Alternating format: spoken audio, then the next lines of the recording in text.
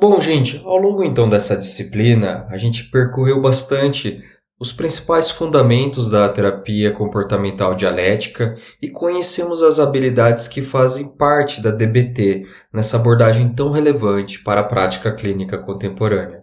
Então, a gente falou bastante sobre a trajetória da Marsha Linehan, a gente passou pelo modelo biosocial, né, biopsicossocial, a gente passou também pela dialética entre o que é as duas dimensões da aceitação e da mudança. E então, depois a gente, nos temas seguintes 2, 3 e 4, a gente avançou no que seria habilidades mindfulness, depois as habilidades da tolerância ao mal-estar e depois, de uma maneira mais sintética, a gente falou de regulação emocional e de efetividade interpessoal. E embora esses conjuntos tenham sido estudados de maneira separada, isso tudo aqui para facilitar o aprendizado com vocês, tá bom? Na prática, eles todos funcionam de uma maneira muito integrada, tá bom? Todas essas habilidades estão integradas em uma rede em que não existe de fato essa separação. É necessário ter mindfulness para ter efetividade interpessoal, é preciso ter regulação emocional para ter mindfulness. E uma mesma situação, é importante salientar aqui, pode exigir, às vezes, por exemplo, a necessidade de se praticar mais mindfulness com um paciente. Em um outro caso clínico, talvez seja necessário a gente focar mais nos processos da regulação emocional e da consciência desses processos da regulação emocional. Em outros, talvez o mais importante seja o entendimento de passar por aquela experiência da melhor maneira possível. Assim, a tolerância ao mal-estar. E, por fim, também entender que às vezes a pessoa ela tem mindfulness, ela tem regulação emocional, mas ela precisa transparecer ou praticar, né, transpor tudo isso para a dimensão da efetividade interpessoal na maneira como se comunica com as suas próprias necessidades. Então, a prática da DBT, ela exige justamente essa flexibilidade do reconhecimento dessas multidimensões, dessas habilidades, entendendo o seu momento e a sua função. Imagine, por exemplo, que uma pessoa receba uma mensagem de alguém importante e interprete, né, esse conteúdo como uma rejeição, né, como que a pessoa, uma ideia de que a pessoa não gosta ou ela não dá valor para você. Imediatamente, isso pode surgir ansiedade, isso pode surgir raiva, pode surgir vontade de responder de maneira impulsiva, com comportamentos impulsivos. Então, o mindfulness ajuda justamente a observar esses pensamentos, observar quais sensações corporais estão ligadas a esses sentimentos da raiva, da angústia, né? E também entender como que, de fato, aquela condição emocional está incentivando um impulso.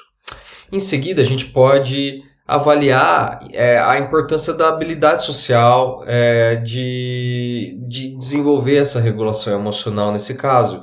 Porque a regulação emocional, nessa dimensão social, né, vai justamente permitir a verificação dos fatos tais como eles são, né? A avaliação da intensidade da emoção e como que esse processo emocional está sendo desenvolvido. E se essa ativação e intensidade emocional estiver muito elevada, pode ser necessário, então, a gente ativar os processos da tolerância ao mal-estar, utilizando regras das estratégias do stop, utilizando estratégias fisiológicas de acalmar e de lidar com a crise. E somente depois, então, a partir do entendimento da união do mindfulness, da regulação emocional e da tolerância ao mal-estar, é possível, então, trazer entendimentos da efetividade interpessoal enquanto recurso para se colocar naquele contexto social, naquela comunicação de uma maneira mais assertiva, de uma maneira mais direta, de uma maneira mais coerente com os seus limites e os limites dos outros, tá bom? Então, a DBT, nesse sentido, ela vai oferecer justamente não uma resposta universal, mas sim um repertório flexível de possibilidades multidimensionais interdependentes dentro de um contexto funcional. E por isso, eu gosto de sempre salientar essa ideia do funcional, porque na prática clínica, né, toda essa integração multidimensional dessas habilidades, desses módulos de intervenção, se fundam justamente em uma compreensão funcional do comportamento, né? Então, o terapeuta ele busca justamente investigar aquilo que aconteceu antes de determinada resposta, quais são as dimensões dos pensamentos, das emoções, das sensações que estavam presentes, quais são as consequências que ocorreram e, principalmente, qual é a função daquele comportamento dentro daquele contexto. Sempre a nossa base é o contextualismo funcional, que a gente falou bastante na aula de ACT, né? Na disciplina de ACT. Então, uma resposta impulsiva, ela pode de fato produzir uma redução rápida de uma emoção. Uma esquiva, por exemplo, ela pode aliviar a ansiedade. Uma explosão de raiva, por exemplo, pode interromper uma situação percebida como ameaçadora. E identificar essas funções justamente vai permitir com que a gente abandone aquela compreensão de responder de maneira muito impulsiva às situações, sempre buscando conforto, né? Então, o objetivo terapêutico não é simplesmente retirar esses comportamentos que a gente entende que não são favoráveis, que não vão ajudar, né? Que a gente entende que são problemáticos, mas também conseguir ampliar o repertório da pessoa, para que essa pessoa ela consiga dispor de maneira progressiva, mais flexível e efetiva a seus quadros clínicos, né? Talvez a sua vulnerabilidade biológica, talvez o seu desenvolvimento devido a um ambiente invalidante, enfim. Independente da dimensão que se estabelece dentro da compreensão clínica, o importante é a gente ativar esses processos da flexibilidade que vem dessa compreensão funcional do comportamento. E, gente, é importante lembrar também que a DBT não procura construir uma vida sem emoções negativas, sem conflitos, sem sofrimento. Não é essa a perspectiva. O medo, a tristeza, a raiva, a frustração, a ansiedade, todas elas fazem parte da experiência humana e elas podem, sim, ser antenas de funções adaptativas importantes. A tristeza levando a processos de reavaliação da situação, o medo levando a processos de proteção, a raiva levando a processos de combate. Então, o objetivo é desenvolver justamente uma flexibilidade funcional diante das experiências e entender qual que é a melhor resposta para aquela situação e para aquele contexto. Então, em alguns momentos, a gente pode modificar diretamente um problema. Em outros, talvez a gente só precisa aceitar e regular aquele contexto emocional. Então, haverá situações em que a gente vai precisar simplesmente tolerar. A gente não vai precisar alterar nada. A gente só vai precisar praticar paciência, a capacidade de se suportar aquele sofrimento. E talvez vão ter momentos em que a gente só precisa ajustar a nossa comunicação dentro daquela perspectiva das nossas necessidades, dentro de uma perspectiva do estabelecimento de limites de maneira consciente e dentro de uma perspectiva de uma negociação coerente com um outro indivíduo, né? Então, a sabedoria clínica, né, ela nasce dessa flexibilidade e ela consiste justamente em fazer essas discriminações dessas diferentes possibilidades. E isso vai evitar, então, respostas rígidas, respostas que não sejam flexíveis, que não sejam funcionais para aquele contexto.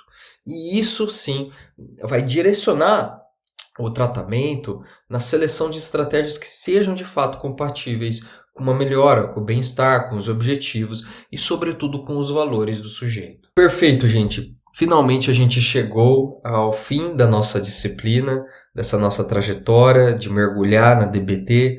Lembrando que essa é uma disciplina mais simples, né? Mais direta, né? Não é uma pós-graduação específica em DBT, né? Aqui a ideia da nossa pós é passar por todas as terapias, tentando extrair a essência, para que assim você tenha um olhar integrativo de todas elas, e não um olhar específico e aprofundado de cada abordagem.